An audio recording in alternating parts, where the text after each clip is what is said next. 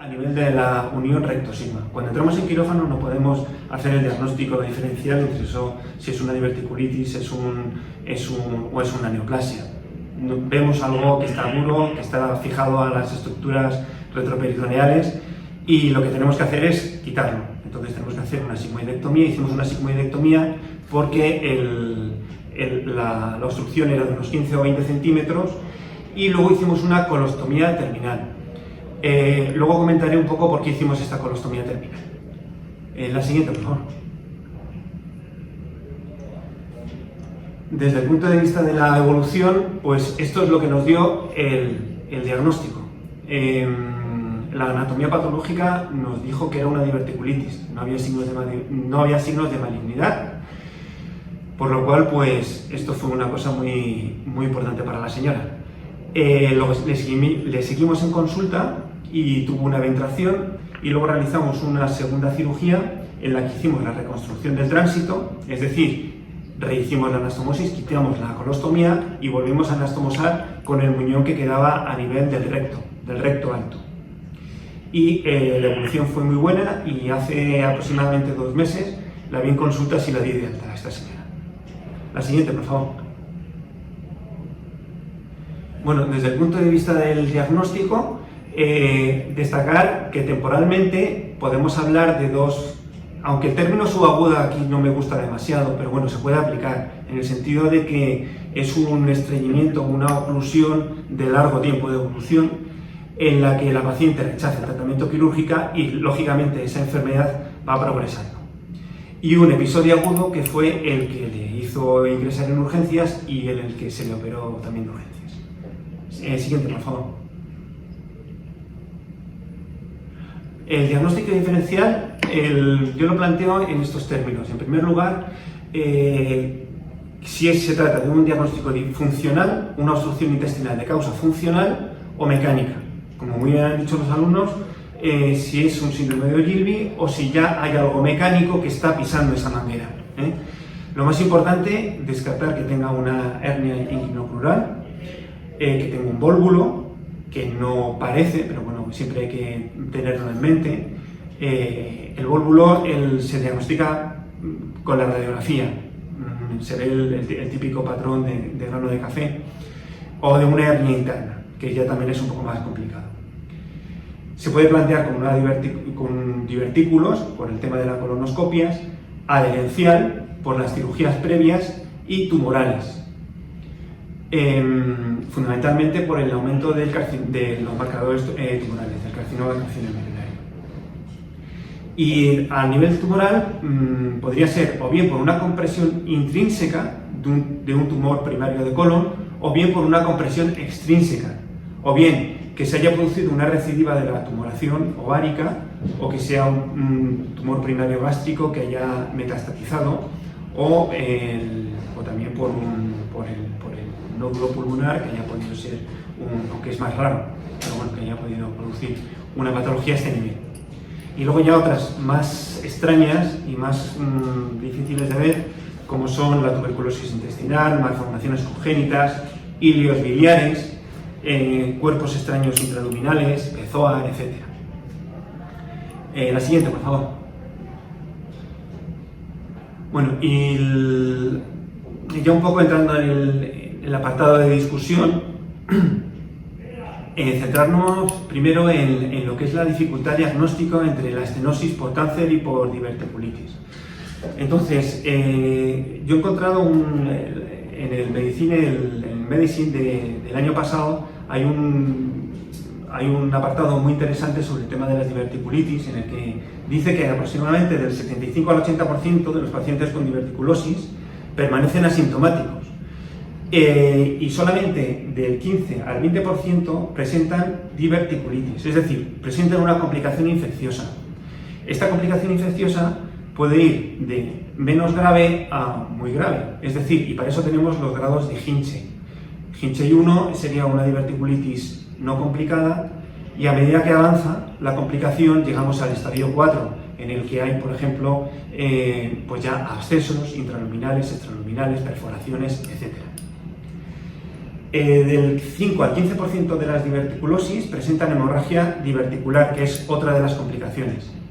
Y solamente un 0,09% de las diverticulosis desarrollan estenosis. Es decir, esto es una causa muy infrecuente. La siguiente, por favor.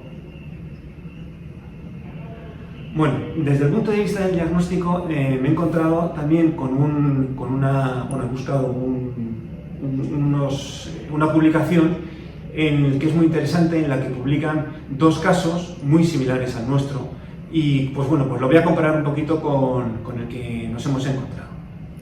Desde el punto de vista clínico, hay un estreñimiento en la publicación de 1 mes y 6 meses de evolución, respectivamente. El nuestro tuvo más, tuvo 12 meses de evolución. Desde el punto de vista de las pruebas diagnósticas, en el artículo muestran que los marcadores tumorales fueron normales. Nosotros vimos un aumento del CEA. Desde el punto de vista de la colonoscopia, también vieron que había divertículos y estenosis colónica. En el TAC, en el enema opaco, vieron en el artículo una estenosis de 2 centímetros y de 10 centímetros respectivamente de tamaño. Nosotros la encontramos de 7 centímetros. Y en el PEC-TAC vieron un aumento de la captación del metabolito de la glucosa, y nosotros encontramos un sub de 5,5. Esto es interesante verlo, porque podría ser un falso positivo del PEC-TAC en la detección de neoplasias. Y esto es porque la captación del PEC-TAC no es exclusivo de neoplasias, sino también de procesos inflamatorios. Se ha descrito que un punto de corte en animales, en experimentación, de 60, pero en humanos, lógicamente, no se ha podido hacer este estudio experimental y no está disponible. La siguiente, por favor. Y ya por último, esta es la última diapositiva, algunas consideraciones desde el punto de vista del tratamiento quirúrgico. En primer lugar, ¿cuándo operamos? En el artículo realizaron, en uno de los casos realizaron una intervención quirúrgica programada, y en el otro también lo realizaron de urgencias, como nosotros. ¿Y el cómo? ¿Qué vamos a hacer? ¿Cómo vamos a tratar esa estenosis? En nuestro caso hicimos un Hartmann y una reconstrucción. ¿Por qué hicimos Hartmann? ¿Por qué hicimos primero una colostomía? Pues bien, cuando el intestino está tan dilatado, las paredes, hay una alteración de la vascularización, y el hacer una anastomosis primaria es muy arriesgada porque puede haber en el posoperatorio una distensia de la anastomosis y una peritonitis, y puede ser una complicación muy importante desde el punto de vista vital de la paciente. Por eso le quisimos hacer una colostomía, y en un posterior momento una reconstrucción del tránsito. Una consideración, no se puede hacer el stent es una alternativa muy válida, fundamentalmente porque al producir la resolución de esa estenosis, va a hacer que las paredes vuelvan a la normalidad, y en un segundo tiempo hacer la resección del sigma y hacer la anastomosis con mucha más seguridad. Como bien han dicho los alumnos, una de las complicaciones que puede poner un stent es la perforación. Y en el caso de la patología inflamatoria, esta perforación está multiplicada por un número bastante importante, de tal manera que no se puede realizar. En el caso cuando se sospecha que hay una inflamación, no se puede poner un stent. Y bueno, aquí pongo anastomosis primaria. ¿Cuándo podemos jugárnosla y hacer una anastomosis primaria? Pues nos la podemos jugar cuando hacemos un lavado colónico intraoperatorio, o cuando hacemos una ileostomía de protección. Es decir, hacemos la anastomosis a nivel del colon izquierdo con el recto, pero luego sacamos un asa de ilion terminal, y entonces todo el trayecto que va desde el ilion terminal, colon derecho, transverso, izquierdo, está fuera del tránsito. Entonces ahí no hay tránsito. Si hay una distancia de la sutura a ese nivel, no es tan grave como si hubiese tránsito. Y bueno, ya por último, La anatomía patológica es la que ha marcado la histología inflamatoria con ausencia de malignidad. Y luego, insisto, este caso yo lo he planteado para hacer el diagnóstico diferencial por la abundancia de riqueza semiológica que tiene y pues para ver que todas, en el caso del PECTA, que ha salido positivo, pues que existen en algunos casos falsos positivos. Y bueno, ya la siguiente.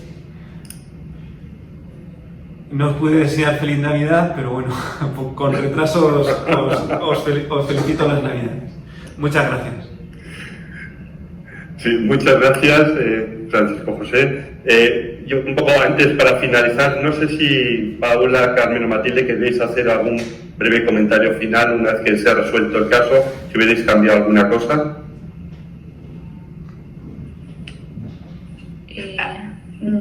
Pues no.